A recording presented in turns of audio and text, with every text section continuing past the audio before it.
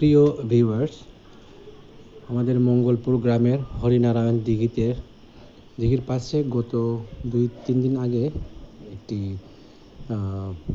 বজ্রপাতের কারণে এই বিশাল এক বড় গাছের উপরে পড়ে গাছটি চিরে ফেলেছে। ওই চিরে ফেলা গাছের দৃশ্য এখন আপনাদের সবার সামনে তুলে ধরছি। দেখো কি অবস্থা, প্রকৃতির কত শক্তি। প্রকৃতির কাছে আমরা সম্পূর্ণ মনুষ্য জাতির অসহায়।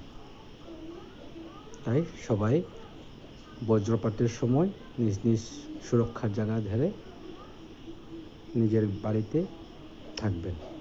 ধন্যবাদ সবাইকে।